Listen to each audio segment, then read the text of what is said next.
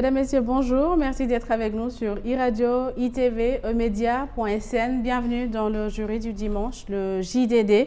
Notre invité ce matin est chargé d'améliorer les relations des citoyens avec l'administration. Il intervient dans les litiges qui opposent un administré à une administration de l'État, une collectivité territoriale, un établissement public ou tout autre organisme investi d'une mission de service public. Il est médiateur de la République. Avant cela, l'homme était connu dans la magistrature. Il a été doyen des juges d'instruction entre 1993 et 2000, avocat général de la Cour d'appel de Dakar entre 2000 et 2003, premier président de la Cour d'appel de Dakar de 2010 à 2020. Le public le connaît, son nom, Demba Kandji. Le nom a plusieurs fois fait la une des médias. L'homme a la chance ou la malchance, c'est selon, de trancher des dossiers judiciaires très médiatisés. En exemple, l'affaire Hissène Habré, l'affaire de la caisse d'avance de la mairie de Dakar avec Khalifa Ababacar Sall.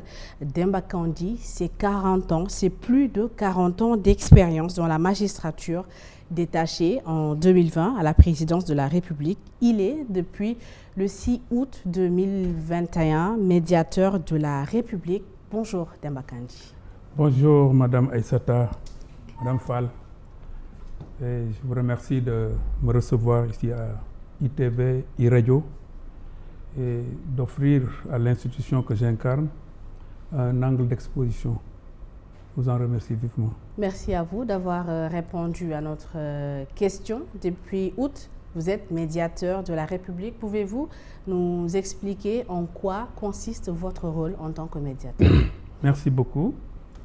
C'est exact. Depuis le 6 août 2021, j'ai eu l'honneur d'avoir été désigné à cette fonction éminemment importante et entièrement dédiée aux citoyens par le président de la République. En quoi consiste le médiateur? Permettez-moi d'abord de vous dire d'où est-ce que ça vient, parce que les gens ont tendance à prendre le médiateur pour une institution qui vient se superposer à d'autres. En réalité, le médiateur de la République a pour lointain ancêtre le Justitie Ombudsman suédois, qui a été créé en 1809. Il s'est agi à travers cette institution de mettre en place une instance confiée à une personnalité indépendante, dotée d'une autorité simplement morale, on y reviendra, sans pouvoir normatif, sans pouvoir juridictionnel, sans pouvoir exécutif. Cette autorité chargée de recevoir les réclamations des citoyens ou des sujets, parce que le médiateur est sous toutes les latitudes, on y reviendra peut-être plus tard, et de recevoir les réclamations des sujets et des citoyens et de les soumettre aux administrations de l'État ou aux organismes qui concourent à la gestion d'un service public. Ça peut être les collectivités locales, ça peut être les maisons de presse, ça peut être les maisons de téléphone, de téléphonie, toutes sortes en tout cas de services qui sont dédiés au public. Très bien. Et vous voyez que donc c'est des missions qui se sont déjà fortifiées à partir de cet ombudsman suédois dont je parle, de 1809. Mais en réalité, l'institution a été créée, a essaimé dans le monde à partir du XXe siècle. C'est à partir du XXe siècle que l'institution a été structurée. Ça et là, on l'appelle ombudsman. De l'autre côté, vous l'entendrez s'appeler, vous le voyez s'appeler, comment ça s'appelle encore, Defensor del Pueblo, un peu à côté du Burkina, disons au Cap-Vert, c'est une autre appellation qui colle un peu au contexte.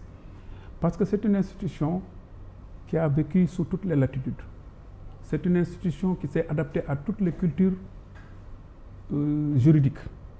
C'est une institution qui n'est pas uniforme, voyez-vous, mais c'est une institution qui se distingue de la justice, qui se distingue de l'administration, qu'elle n'a pas vocation à disons, précéder dans leurs prérogatives, mais dont elle corrige les manquements, les faiblesses. Eh bien justement, l'institution est-elle décisive? Elle est très importante parce que c'est une voie de règlement de litige. qui contourne le juge et l'administration. C'est une voie de règlement des litiges du citoyen, mais une voie négociée. Voilà. Très bien. Vous avez fait plus d'1 an à la tête de la médiature de la République. Alors, pouvez-vous nous faire un bilan d'étape de votre première année ou de vos presque 2 ans à la tête? De ma première année et demie, oui. Je peux dire, de ma première année et demie, et même plus, je suis, grâce à Dieu, vraiment, la maison, enfin l'institution du médiateur se porte bien, je peux dire, parce qu'elle s'est dotée d'un plan d'abord stratégique, quinquennal, parce qu'il faut qu'on sache où est-ce qu'on va. Oui. L'institution du médiateur de la République a cette particularité d'être construite autour du seul médiateur de la République. Ce n'est pas une administration structurée comme toutes les autres, avec des services ça et là, comme on en connaît dans les services classiques de l'administration.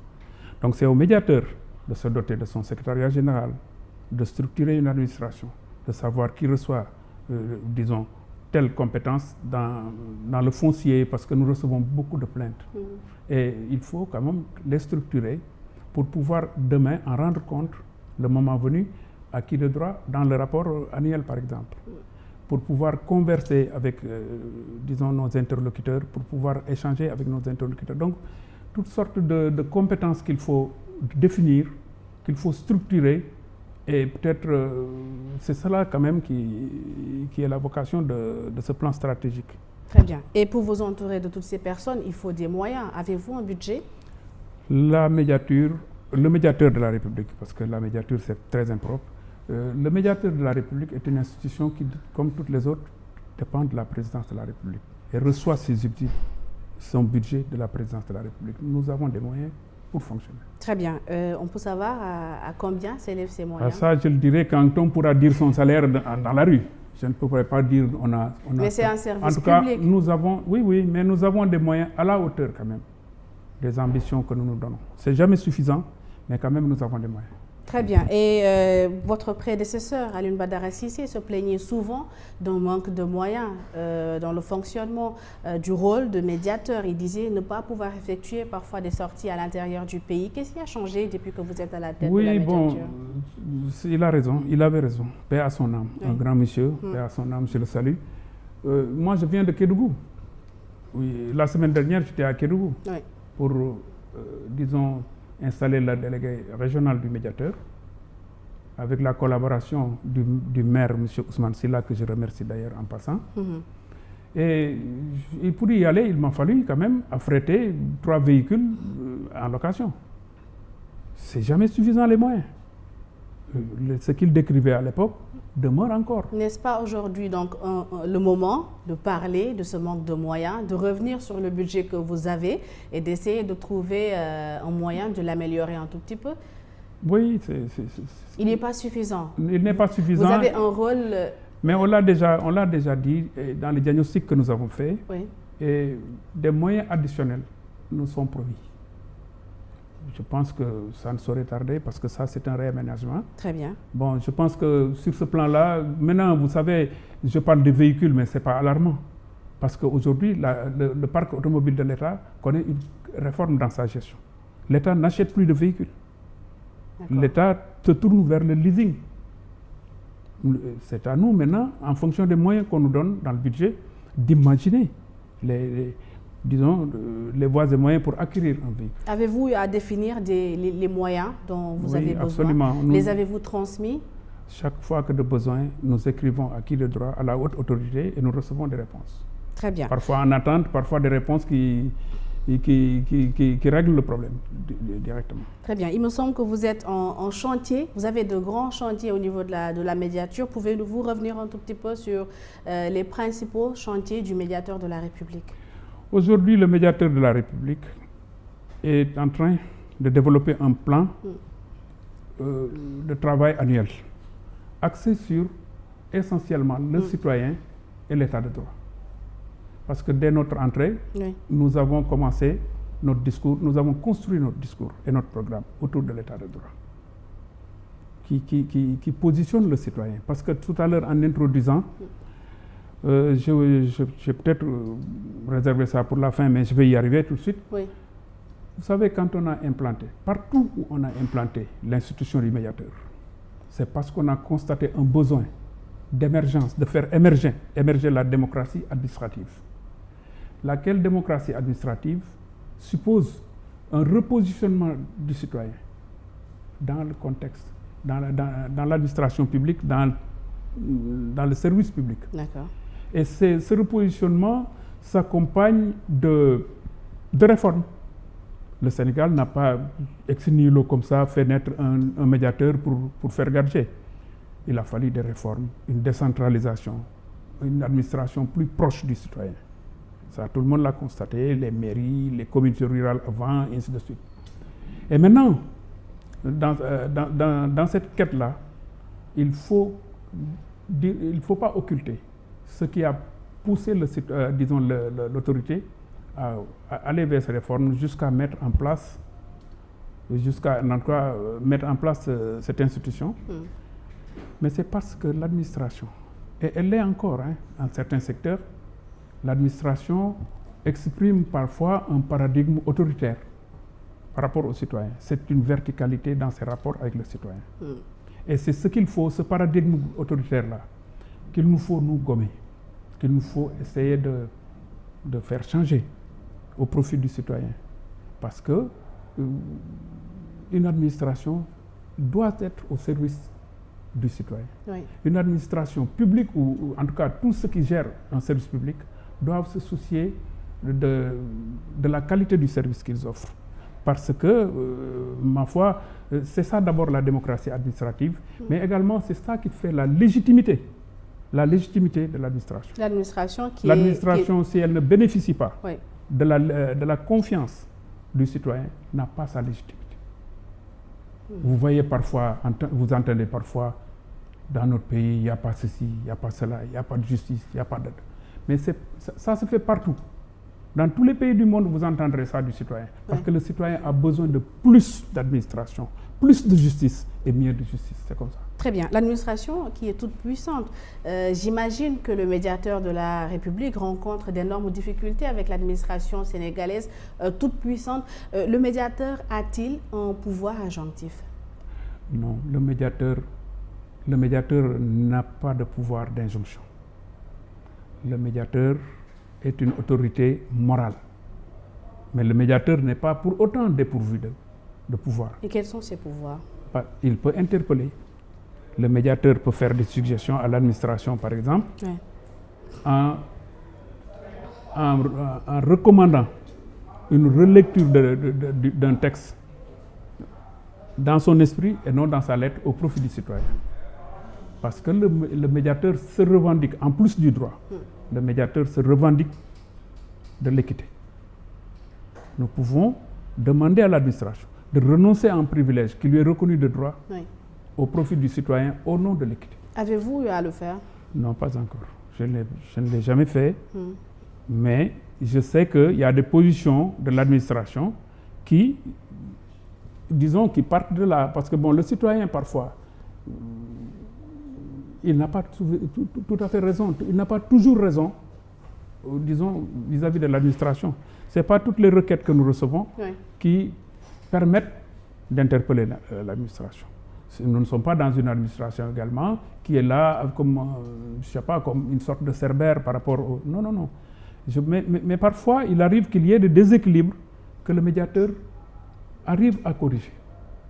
Arrive à corriger au nom de l'équité, voyez-vous. Oui. Parce que au profit du citoyen, il se développe quand même une politique d'équité territoriale, d'équité sociale. Vous le voyez dans les villages, des services qui sont implantés. Bon, parfois même, on se demande pourquoi. Mais c'est au nom de l'équité territoriale et au nom même de l'équité sociale. Très bien. Et à l'échelle nationale, quels sont les secteurs qui vous interpellent le plus en tant que médiateur de la République? Donc, en termes de requêtes? Oui. Oh, c'est le foncier, madame. Le foncier, beaucoup. Mais aujourd'hui, de plus en plus, je reçois des requêtes que je qualifie de requêtes de confort. Le citoyen, aujourd'hui, a conscience de sa place dans le fonctionnement de cette administration et revendique de plus en plus. Revendique des routes, revendiquent un éclairage public, revendiquent des adductions en eau et beaucoup de choses comme ça. Ce que j'appelle moi des moyens de confort, mais qui sont quand même à la base d'une vie saine et durable. Oui. Mais les citoyens maintenant s'ouvrent aux médiateurs parce qu'ils savent qu'aujourd'hui, ils sont en devoir et en droit de revendiquer. Et ils le font, ils ne s'en privent pas. Et quelles sont les suites de ces revendications? Bon, des suites favorables, hein, parce que bon, quand nous répercutons, nous recevons une lettre, une réponse d'attente, que nous répercutons aux populations qui nous ont saisis. Bon, et parfois, disons, la concrétisation de la promesse suit.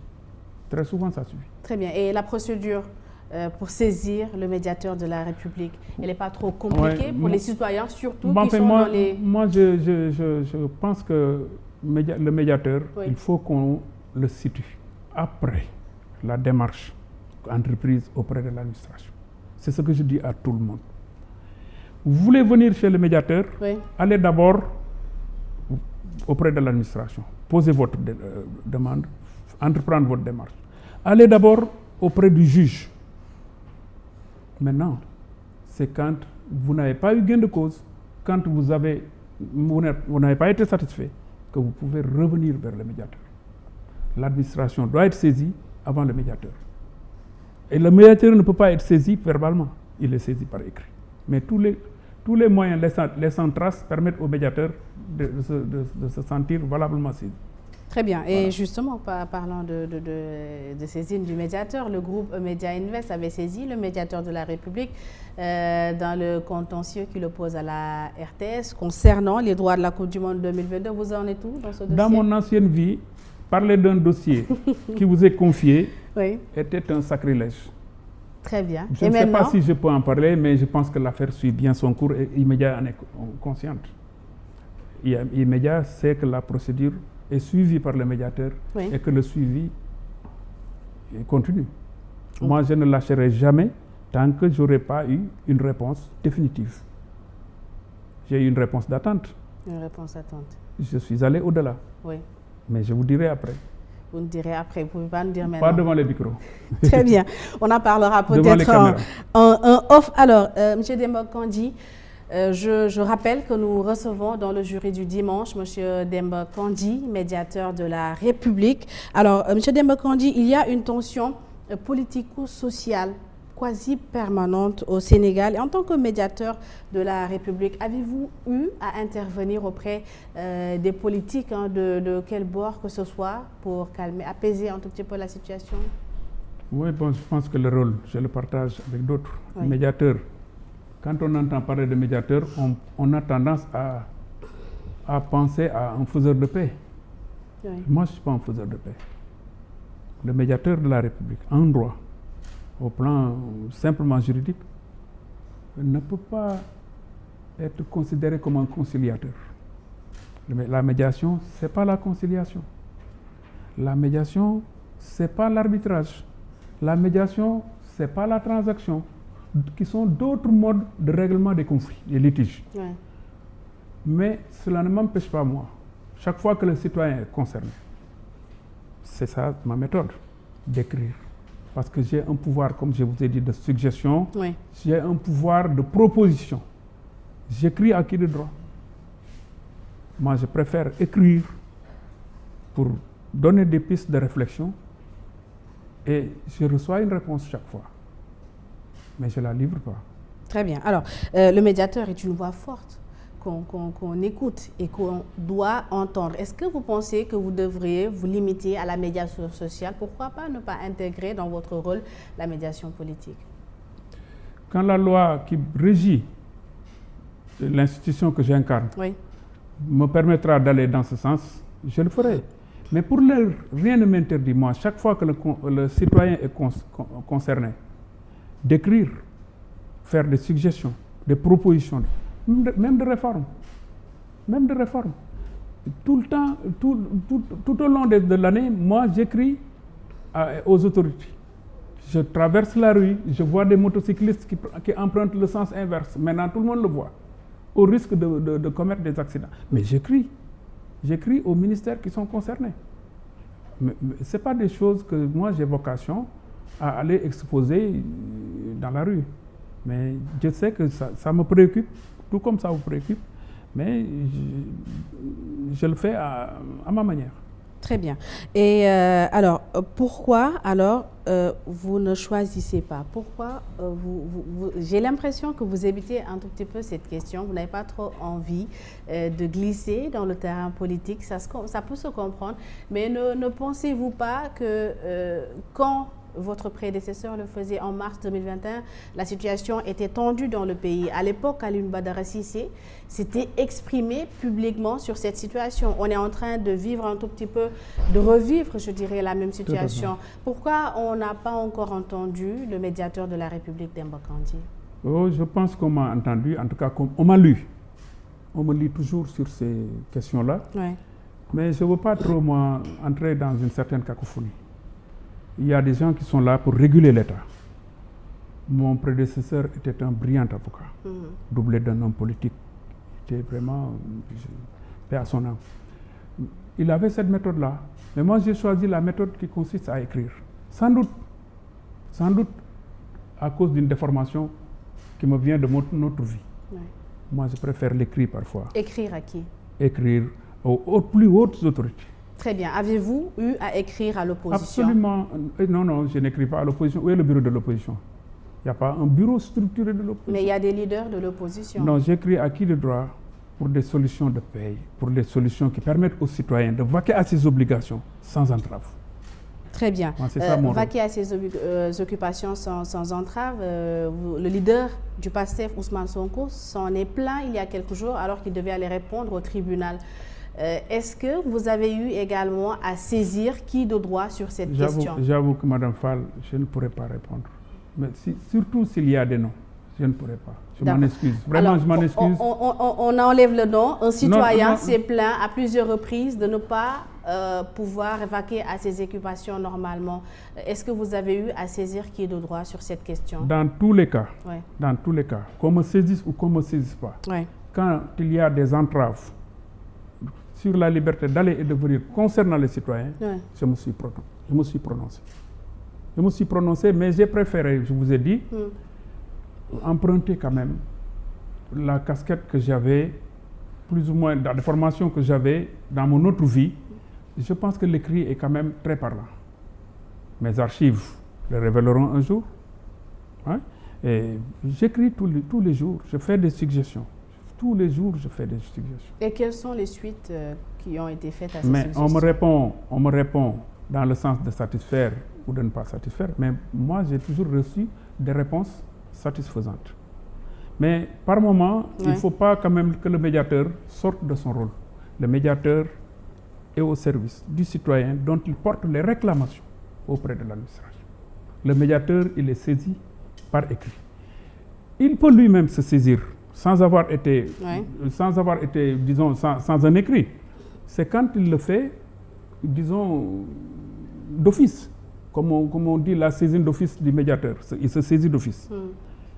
C'est très rare que ça arrive, mais le médiateur peut le faire à condition de rendre compte, dans le cadre de sa mission. Parce que le médiateur, je vous disais, madame, tout à l'heure, n'est pas une autorité désarmée. Quand la situation le requiert, il peut procéder lui-même à des investigations, à des enquêtes, en utilisant les appareils de l'État, les organes de l'État que sont l'inspection générale d'État, l'inspection générale de l'administration de la justice, la Cour des comptes et tout autre organisme qui est dédié à ça. Très bien. Il n'est pas possible également, quand le médiateur décide d'interpeller une autorité ministérielle pour entendre disons, un agent placé sous son autorité, aucune autorité ministérielle ne peut s'opposer à ça, ne peut opposer un refus à ça. Le médiateur de la République a quand même la compétence, quand il y a des manquements dont est coupable un agent d'un service public, d'un ministère en l'occurrence, saisir son autorité de tutelle pour lui demander d'exercer contre lui des sanctions disciplinaires.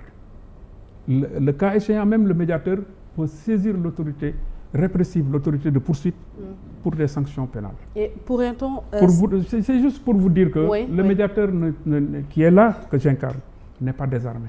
Mais il y a des choses, moi, quand il faut le faire, je préfère le faire par écrit.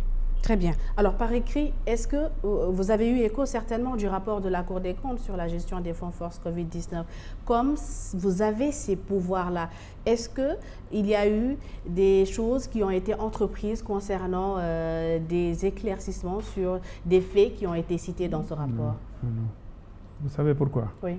Il est interdit aux médiateurs de se prononcer, de se saisir d'une question qui est pendante en justice. Cela en fait partie. Cela en fait partie.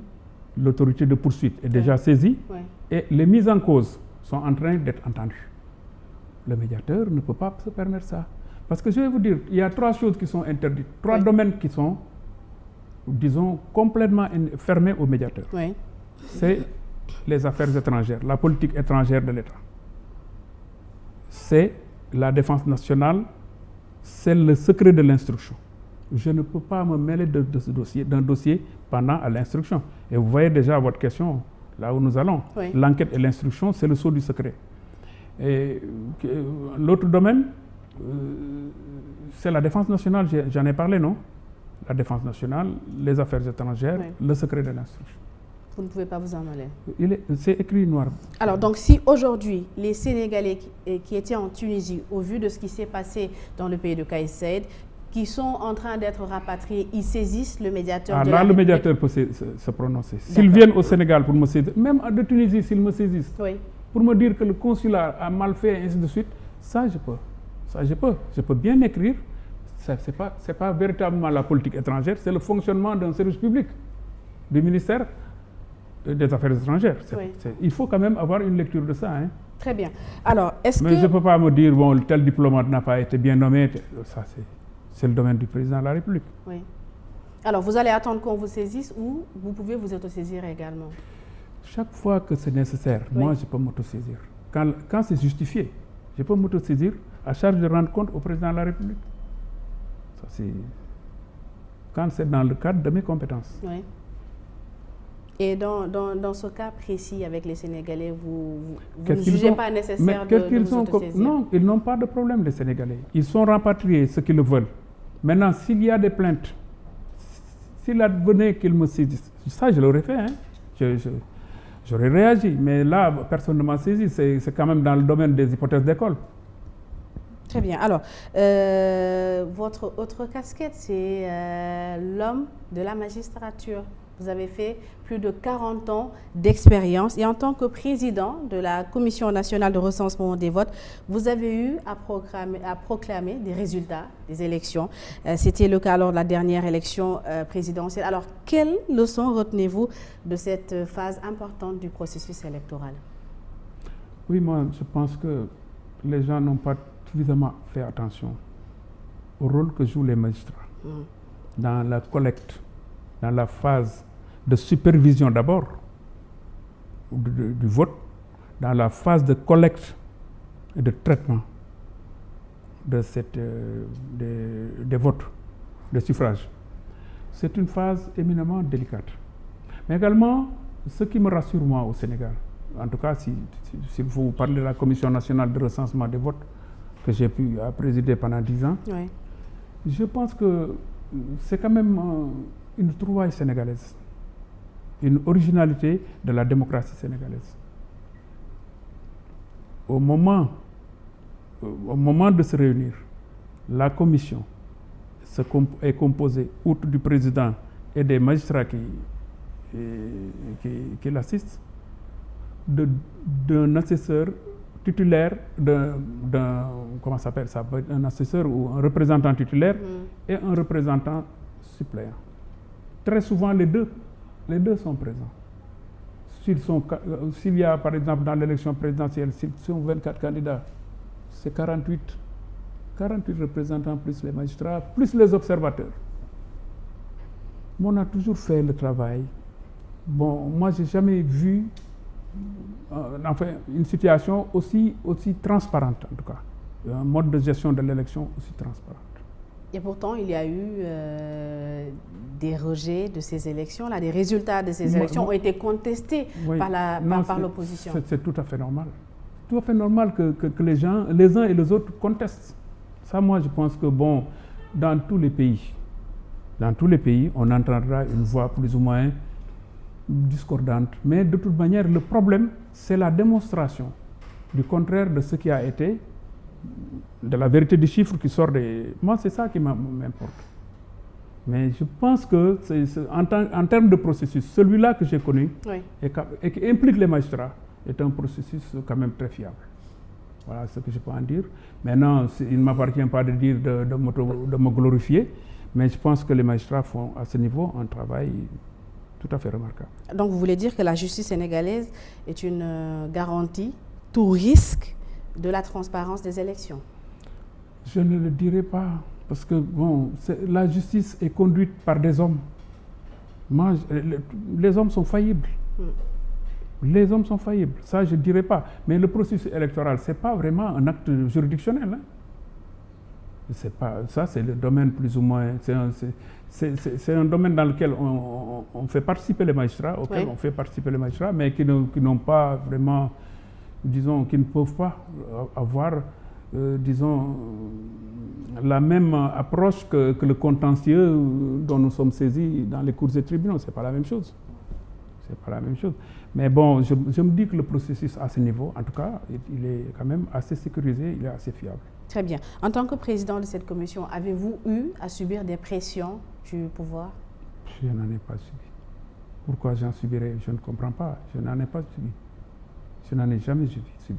Je n'en ai jamais subi. Mais ce n'est pas ce qui se dit sur la scène politique. Oui, bon, ça on peut le dire. Ça on peut le dire, on le dira toujours. Ça ne signifie rien. Je pense que aller dire non, je n'en ai pas subi, bon, c'est même peut-être donner un peu. Je pense que, sincèrement, je ne vois pas d'où est-ce que ça viendrait. Qu'est-ce qu'on pourrait dire à un président qui collecte des chiffres? 2, 3, 4, 20, 30, avec des machines. Je ne sais pas. Vraiment, je ne sais pas. Bon. Il ne peut pas y avoir de pression. Aucunement. Il ne peut pas y avoir de manipulation. Aucunement. Non. Ça, franchement, Madame Fall, franchement. Toutes les parties prenantes... Je suis même gêné de parler de ça. Mais toutes les parties prenantes sont-elles informées de ce fait-là? Parce que tout le monde est représenté à un double niveau. Il y a un suppléant, il y a un titulaire et un suppléant. Oui. Mais comment vous pouvez... Tout le monde a le même procès-verbal, tout le monde signe le procès-verbal, on lit le même procès-verbal qu'on a signé. Et alors, celui qui l'a lu, il lit le contraire. Qu'est-ce que ça veut dire? Non, moi je pense que sur ce plan-là, je n'ai aucune réponse à apporter. Ça me gêne un peu d'ailleurs. Ça vous gêne pourquoi? Ça me gêne, non, ça me gêne parce que bon, je ne sais pas, je n'ai pas de réponse à ça. Je n'ai pas de mots pour dire c'est bon, c'est pas bon. C'est des choses qui restent, hein. D'ici 100 ans, on verra encore, on ira dans les archives de la Cour constitutionnelle, du Conseil constitutionnel, on trouvera les mêmes écrits. Il faudra vérifier, on pourra toujours vérifier. Pour moi, c'est de l'arithmétique. Très bien, donc il est impossible, vous êtes clair, il est impossible de trafiquer le processus électoral au Sénégal. Non, je ne sais pas trop. En tout cas, ce que nous supervisons, ça je peux le dire. Maintenant, je ne sais pas. En tout cas, moi, le processus auquel j'ai participé ne peut pas être taxé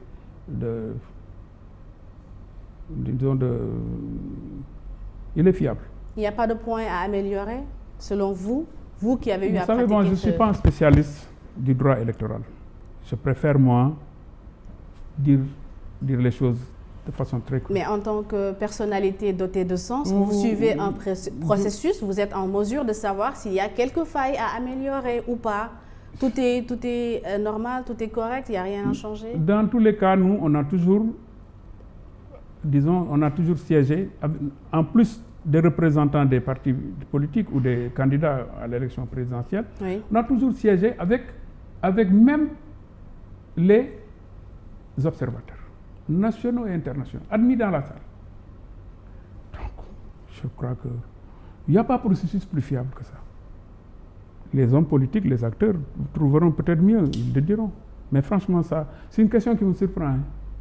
Je ne peux pas trop... C'est une question dont on parle également. C'est une très bonne question. C'est une question dont on parle également, dont les acteurs politiques, surtout de l'opposition, parlent également. Ils en parlent beaucoup. Ils critiquent beaucoup le processus électoral. Les journalistes, quand même, devraient, en tout cas ceux qui se spécialisent dans cette matière-là, devraient quand même se rapprocher du travail de ces commissions. Je crois que c'est ce qu'il y a de mieux à faire. Mais non, je ne vois pas vraiment. Je ne vois pas. Très bien. Alors, en tant que juge, 40 ans d'expérience, plus de 40 ans, c'était énorme. Vous avez Ancien juge. Moi, je suis magistrat. Oui, vous êtes magistrat. Vous avez eu à trancher, à prendre d'innombrables décisions de justice. Y en a-t-il que vous regrettez aujourd'hui avec le recul? Aucune. Aucune décision? Et si vous m'offrez un verre d'eau, je vais le boire pour dire que je jure. Il n'y a pas de problème. Oh non, c'est une façon de parler. Hein. D'accord. Aucune. Et y en a-t-elle une qui vous a le plus marqué? Pas une par rapport à d'autres, non, franchement non. Vous n'avez jamais rendu une décision, vous êtes rentré chez vous, vous dites « Ah, aujourd'hui, franchement, ça m'a fait quelque chose au cœur. » Je suis content. Oui, je suis content ou je ne suis pas très satisfait. J'ai fait mon travail. J'ai toujours dit, j'ai le sentiment du devoir accompli, oui. J'ai eu toujours le sentiment du devoir accompli. Après mon travail, oui. Peu importe le degré de médiatisation de ces dossiers. Non, mais ça fait partie de la vie du juge moderne. Hein. Aujourd'hui, c'est notre monde qui est comme ça. Hein. Ce ne sont pas les caméras qui se posent sur vous, ben, ce sont les téléphones qui vous volent votre image et voilà, les réseaux sociaux. C'est peut-être ça. Mais non, je pense qu'il faut s'y préparer, c'est un autre monde, c'est une mutation, il faut l'assumer. Mais bon, non, vraiment non. Très bien. Alors, depuis plusieurs années, le débat sur l'indépendance de la justice est agité au Sénégal. En tant que magistrat, comment est-ce que vous appréciez ce débat sur l'indépendance de la justice sénégalaise? Moi, je me dis que c'est un débat qui est à poser. Hein. C'est un débat qui aura toujours cours également, ici comme ailleurs. L'indépendance de la justice, on la réclame, on la veut et on n'en a jamais assez. Le magistrat la réclamera comme ça, le justiciable également. Parce que la porte d'accès à une bonne justice, le passage qu'il faut emprunter pour aller vers une bonne justice, c'est d'abord le sentiment d'avoir devant soi un magistrat indépendant, un magistrat impartial. Voyez-vous? Donc, c'est la quête d'une bonne justice. Pensez-vous que c'est le sentiment que la majorité des Sénégalais... Non, je ne dis pas que c'est le sentiment. Je dis que le sentiment qu'on doit avoir, c'est une justice qui rassure par rapport à son équidistance. Disons, erga omnes, par rapport à toutes les parties. Les pressions qui pourraient venir des partis, les pressions qui pourraient venir de la puissance publique.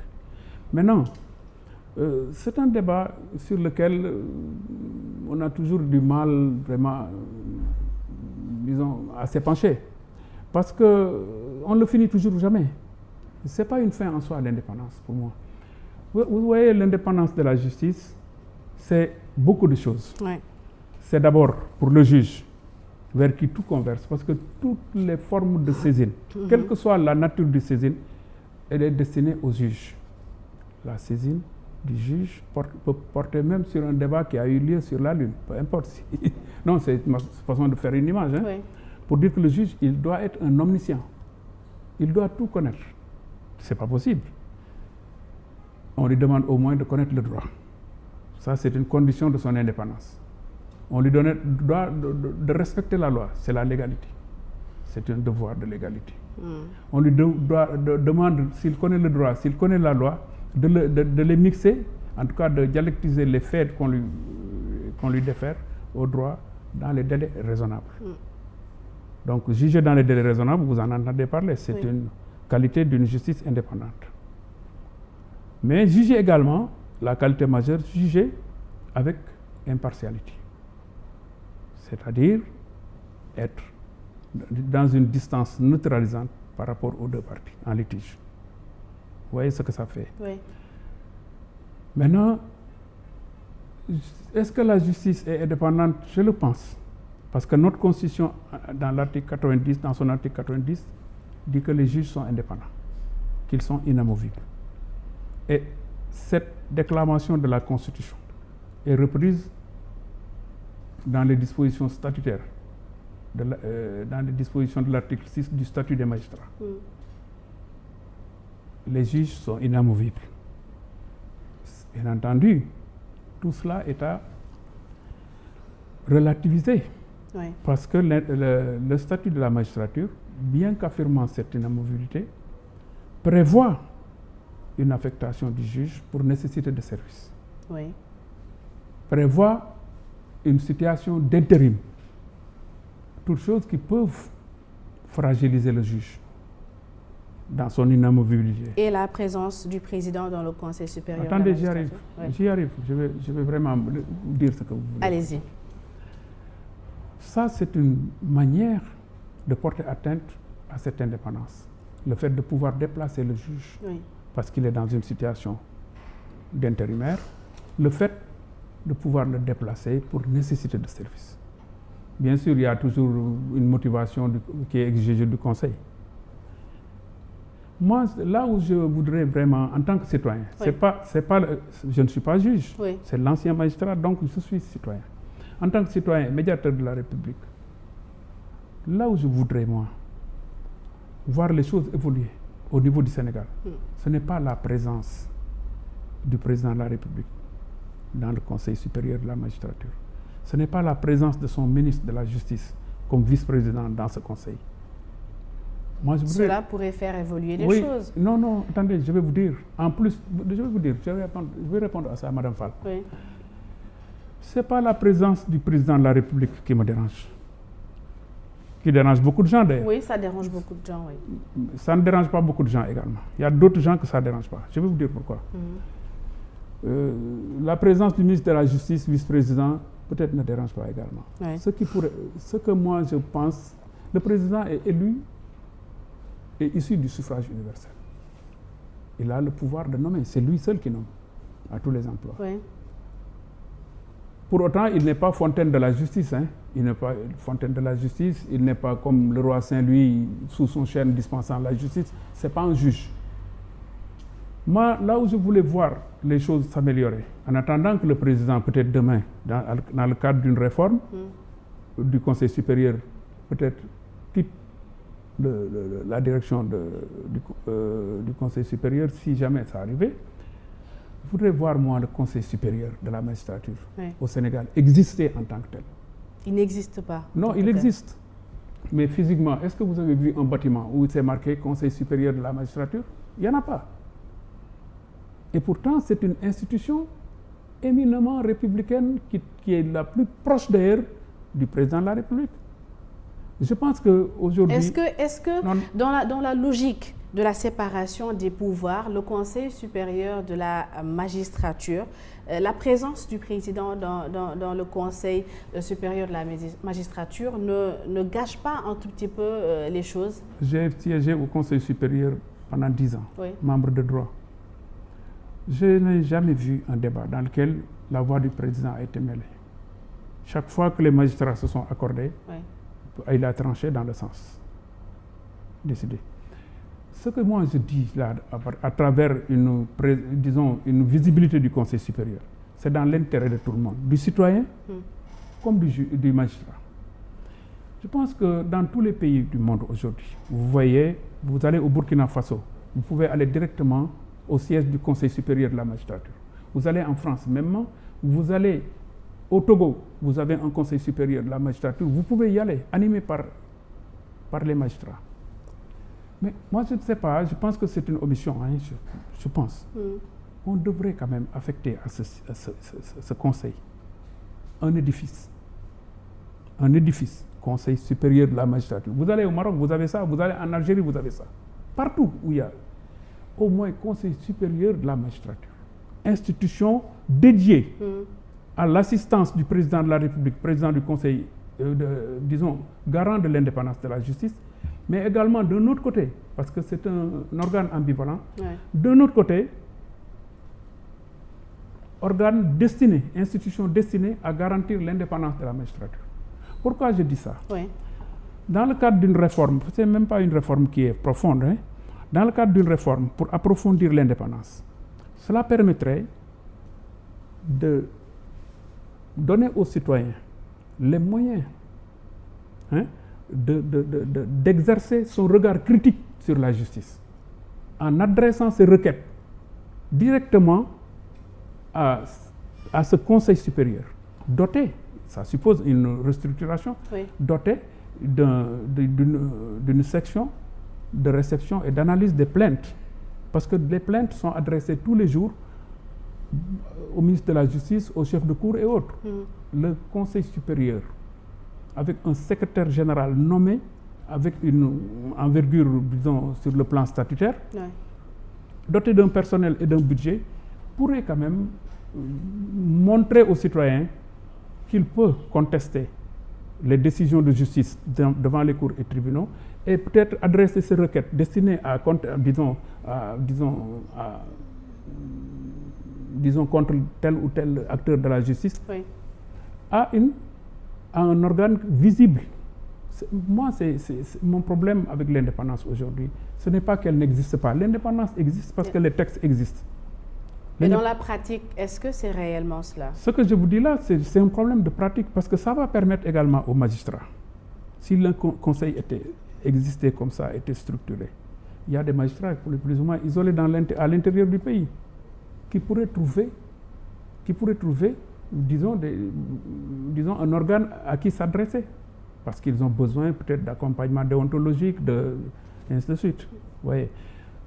Je pense que c'est sur ce plan-là qu'il y a une faiblesse. Très bien. Maintenant, en attendant, parce que la société évolue, la démocratie peut-être le veut, en attendant donc que le Conseil soit restructuré autrement et sans peut-être l'exécutif. Très bien. L'autre faiblesse de la justice sénégalaise de façon générale, est-ce que ce n'est pas le président Macky Sall avec ses sorties? Il a quand même eu à faire des sorties qui ont peut-être contribué à fragiliser cette justice, surtout quand il dit qu'il a beaucoup de dossiers qu'il a sous le coude. Ça, Madame Fall, vraiment, je m'en excuse. C'est politique politicienne, je ne peux pas m'en mêler. Mais c'est des sorties Oui, je sais. Mais bon, moi, je ne peux pas m'en mêler. Peut-être que ça a existé, oui, je ne peux pas le savoir. Il l'a dit, bon, je ne sais pas dans quel contexte, je ne peux pas vraiment. Je ne peux pas. Ça, c'est quelque part, ça m'est venu de haut, je ne pensais pas qu'on allait. Oui. Non, sincèrement, je ne peux pas répondre. Vous ne pouvez pas répondre. Je m'en excuse. Très bien. Et concernant certains dossiers également, des affaires qui concernent des politiques comme Karim Meïssa Wade, comme Khalifa Ababacar Sall et tout récemment Ousmane Sonko, la justice est accusée d'être aux ordres de l'exécutif. Vous répondez quoi? En fait, tout le monde est libre de le dire. Nous sommes en démocratie.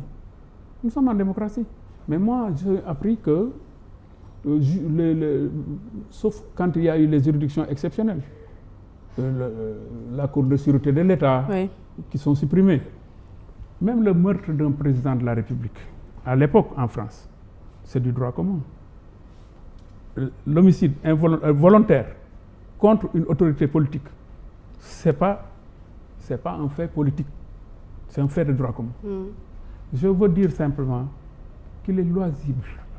La justice se nourrit de critiques quelque part aussi. Il est bon de critiquer la justice. Mais il est bon également de se pencher sur ce que les gens disent. Les décisions que rendent les juges sont destinées à être commentées par des sachants.